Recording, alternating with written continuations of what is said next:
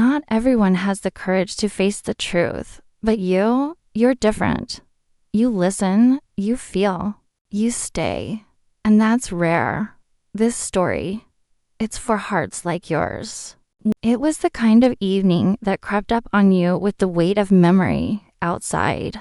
Golden leaves swirled in slow motion, tugged by the breath of autumn's dying wind. Inside, the Dawson home sat in stillness, its walls thick with the kind of quiet that doesn't comfort but warns. Claire Dawson stood at the threshold of her son Nathan's room, her hand resting lightly on the brass doorknob. She wasn't entirely sure what had led her there.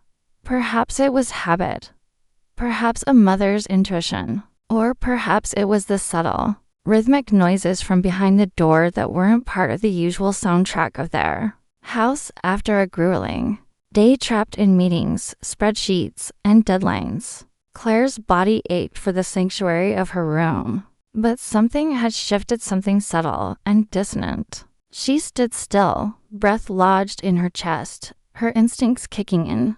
She knocked, or at least told herself she did. But the truth is her hand never made contact. The hesitation was enough to make her turn the knob. The door creaked open, and time, for a moment, still. Inside, the room was dim, lit only by the soft glow of a corner desk lamp. The light scattered across textbooks, a discarded hoodie, and the bent figure of her son, Nathan, perched on the bed. His posture was rigid, frozen as if every muscle in his body had suddenly forgotten how to move. In his trembling hands was his phone. But it wasn't the phone that caught her attention. It was his face, a deep, burning shade of crimson spread across his cheeks. His eyes shot toward hers, wide and drowning in panic. "Mom," he gasped, voice cracking under the weight of shame. He tried to hide the phone, stuffing it under a pillow, but the panic in his fingers made even that gesture feel clumsy. Exposed. Claire didn't yell, didn't scold, didn't storm out. She just stood there still as the air between them seemed to.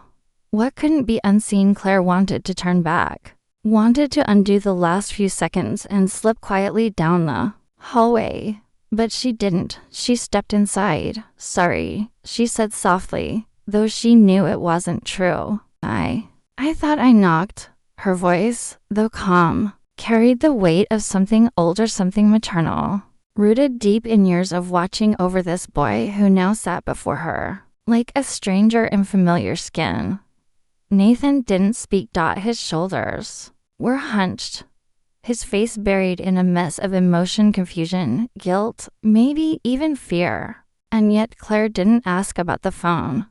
She didn't need to. She could read everything in his silence.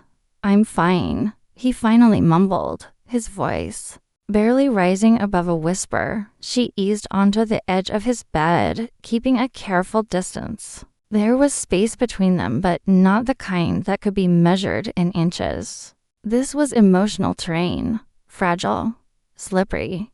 "You don't have to explain," she said gently. "But I want you to know whatever this is, whatever you're feeling, you don't need to be ashamed."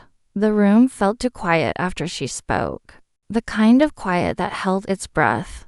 Nathan shifted uncomfortably. "You wouldn't understand," he muttered, not looking at her. "Try me," she replied. Her voice wasn't a challenge, it was a plea.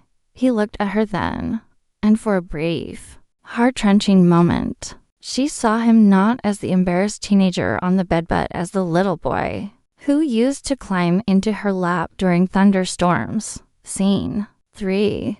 The truth between the lines. "I wasn't doing anything weird," Nathan said suddenly, his words tumbling out too fast. I was curious, okay." Claire gave a small nod, not rushing him. "And I don't know," he continued, rubbing his palms together. "Sometimes it feels like there's something wrong with me. Like I don't fit."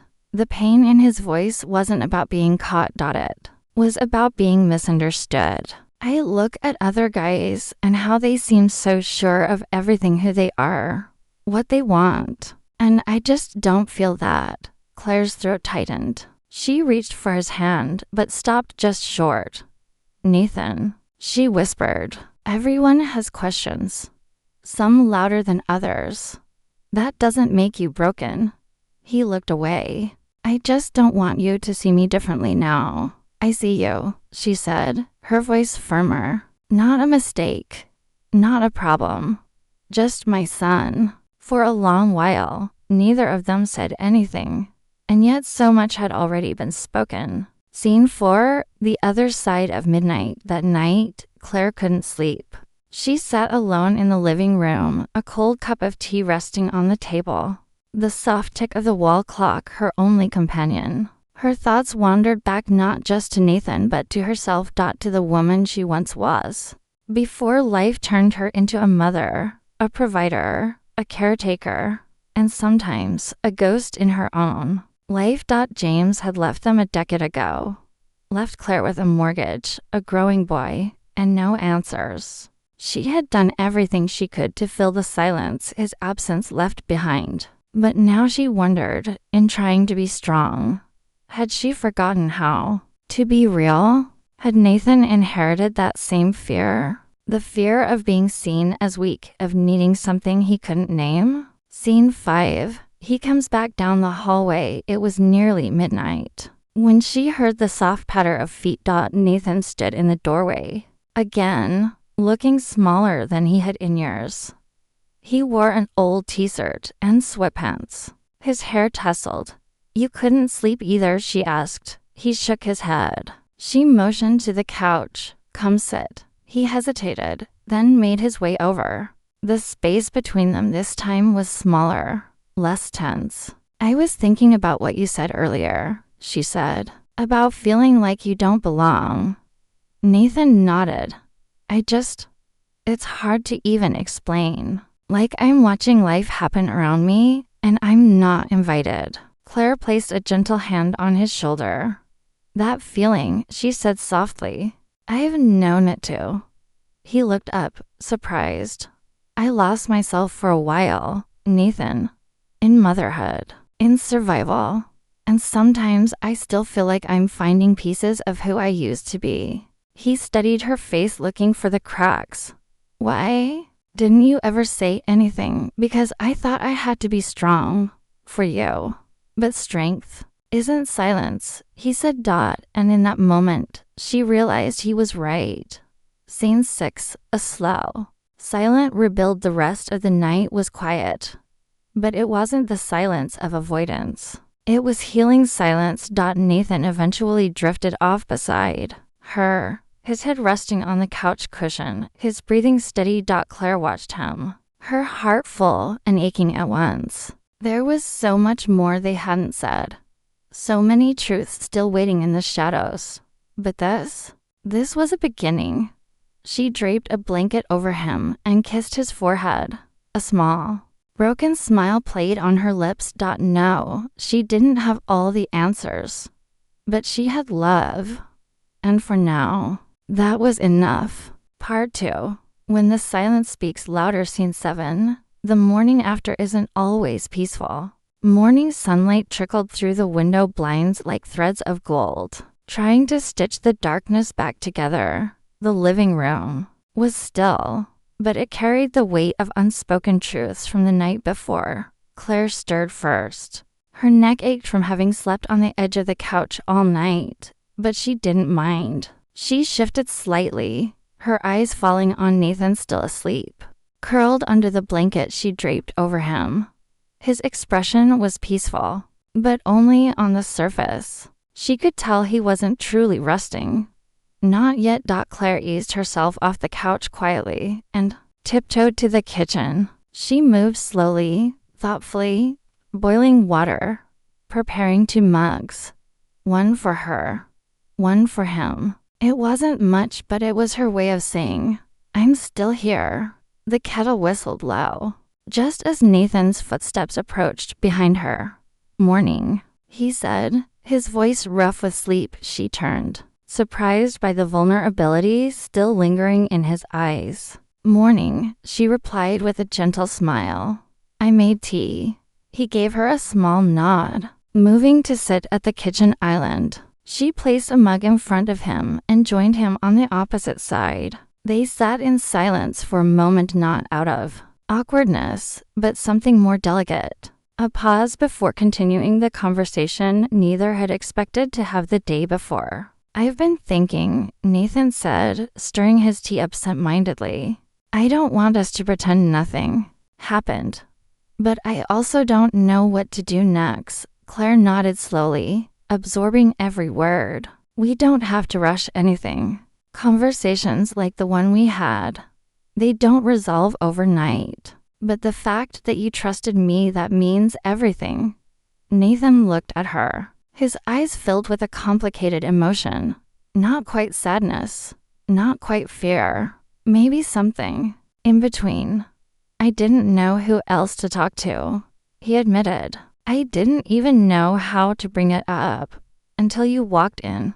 Claire gave a slight, knowing smile. "Funny how the universe works sometimes." He chuckled, a small, real laugh. The kind that lets you know someone is starting to breathe again after holding it in for too long. Scene 8. Memories of what was lost later that day. After Nathan had gone back to his room, Claire sat on her bed with an old photo album in her lap.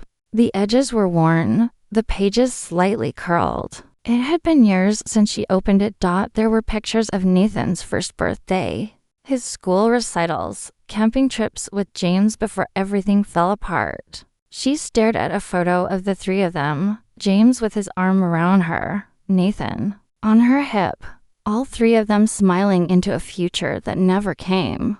She touched the photo gently, feeling the sting of memory. James had left so suddenly, so selfishly, and she had built herself into a wall of protection ever since. But now, as her son came apart in front of her, she wondered if her own silence had been part of the problem all along. Her parenting had been about protection, about stability, but not always about openness.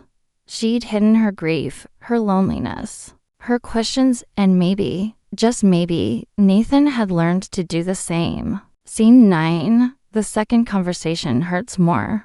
That evening, Nathan approached her room, his knock barely audible. "Come in," Claire said softly. He entered slowly, holding something in his hand, a notebook. "I've been writing in this," he explained. "I started it a few months ago. Didn't think I'd show it to anyone." Claire motioned for him to sit. He did, handing her the notebook with trembling fingers. She opened it. The first page read, "Who am I when no one's watching?" The entries were raw, honest, filled with questions about identity, self-worth, and the pressure to appear perfect in a world that demanded certainty. Tears welled in Claire's eyes as she read. "Nathan, this is beautiful. It's painful, but it's so real."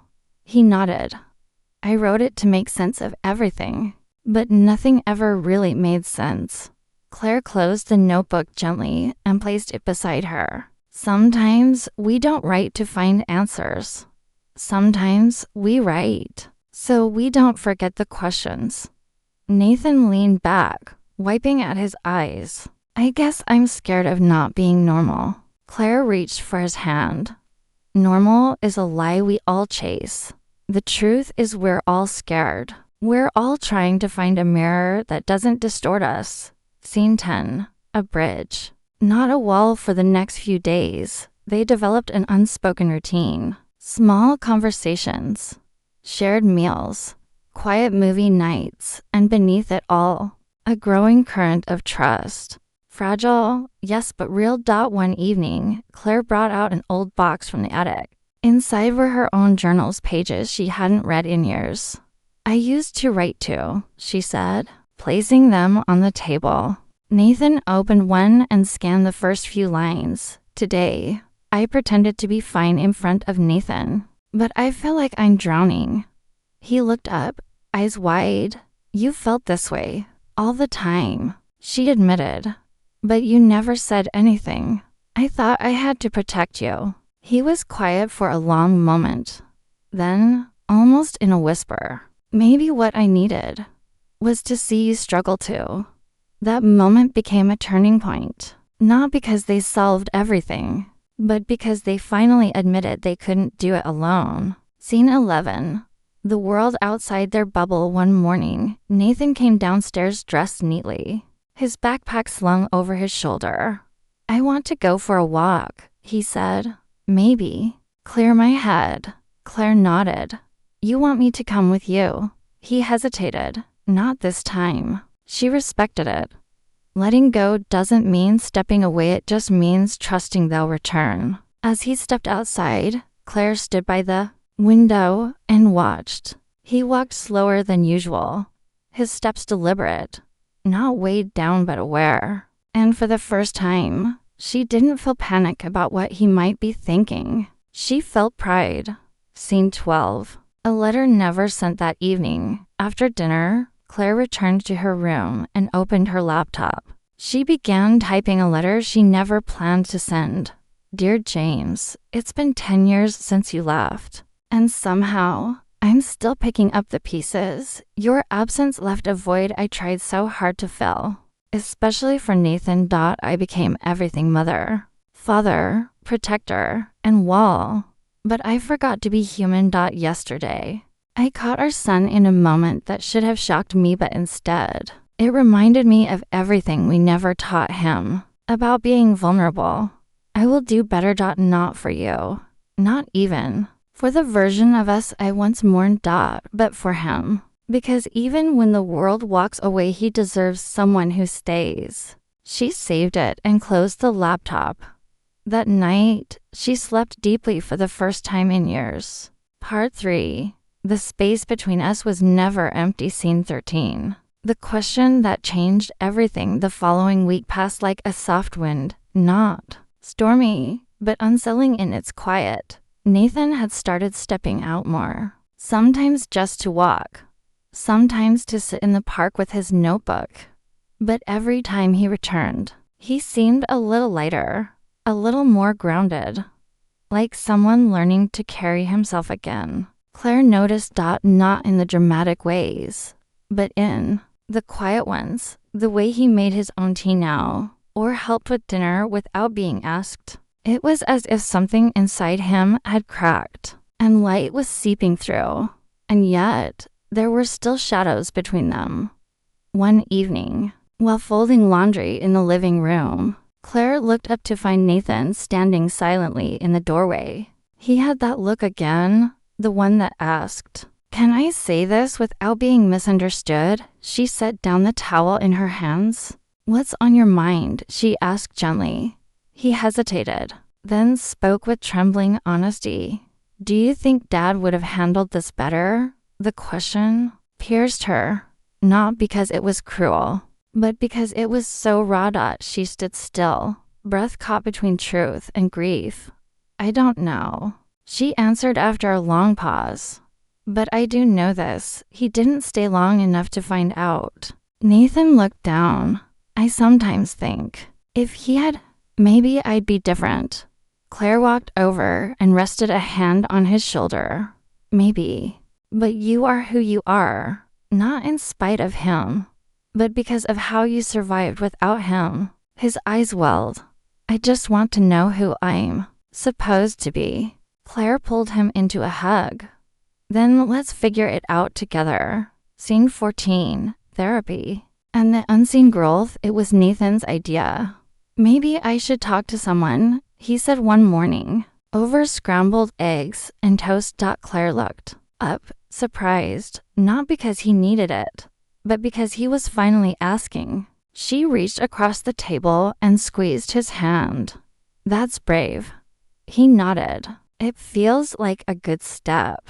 A week later, he had his first session. He didn't say much afterward, just that the room felt safe, and that the silence in there didn't feel heavy. It felt patient.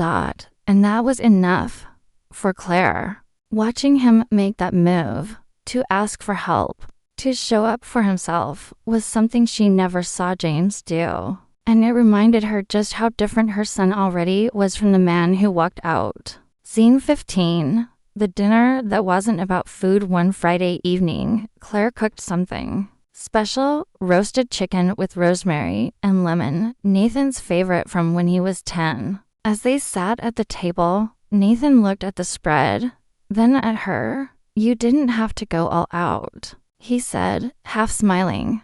"I wanted to," she replied. "You've grown. And I've been thinking we should celebrate the small wins." He gave her a curious look. "Like what?"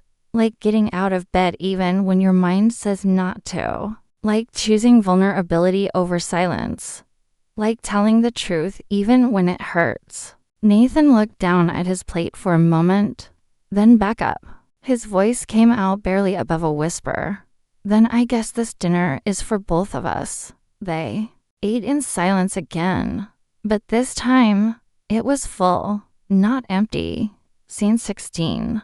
A visit to the past. A step into the future. That weekend, Claire and Nathan drove 2 hours to visit Claire's sister, Nathan's aunt, who hadn't seen him in nearly a year. The house was warm, filled with the aroma of cinnamon and fresh-baked bread. His cousins hugged him, laughed with him, but Claire watched Nathan's body language closely and saw it. He was engaging, smiling, asking questions, not shrinking. Later that night, as they got back into the car to drive home, she looked at him sideways. "You were really good with them." He shrugged, then smiled. Felt good to not hide. Claire's chest tightened with pride. "You know," he added, "I used to think no one would understand me. But now, I don't think it matters if they do. As long as I'm learning to understand myself." She reached across the console and held his hand. That's more than most people ever figure out. Scene 17. The quiet Sunday that meant everything. The next day was slow. Rain tapped gently on the windows. The house smelled of coffee and cinnamon rolls. Claire curled up on the couch with a book. Nathan sat nearby, sketching quietly in a notebook. Neither of them said much, but in that silence, there was peace. Eventually, Nathan looked up. "Do you remember when I used to ask you to build pillow forts with me?" She laughed. "You'd make me crawl under them even after a 12-hour shift." He smirked. "You never said no." "I never wanted to." Nathan hesitated, then said something he hadn't said in years. "Thanks for being my home." Claire looked at him, really looked, and replied, "You've always been. Mine too." Scene 18. A new kind of goodbye that night. As Claire turned off the lights and prepared for bed, Nathan lingered by her door. "I think I'm going to be okay," he said. "I know you are," she replied. "But not because everything's fixed," he continued. "Just because now I know I don't have to go through it alone." She smiled. "That's the only thing I ever wanted for you." He walked to her and hugged her tight. Not like a boy asking for comfort, but like a man offering it in return. "I love you, Mom." She whispered it back. And as he turned to leave, Claire stood in the doorway just a little longer, watching him disappear down the hallway, no longer a stranger in his own skin. Final scene. A letter to herself. Weeks later, Claire opened a new journal. On the first page, she wrote, "Dear me, you didn't do it perfectly. You didn't always say the right things, but you stayed. You kept the door open when it would have been easier to close it. You let your son see your cracks, and in doing so, gave him permission to show his own. This isn't the end of the story, but it is the beginning of a new one. And you're not alone anymore either." She closed the book, exhaled, and looked out the window. The house wasn't just quieter. It was lighter. And for the first time in a long while, she believed that love, real, imperfect, unconditional love, was enough to heal the deepest kind of silence.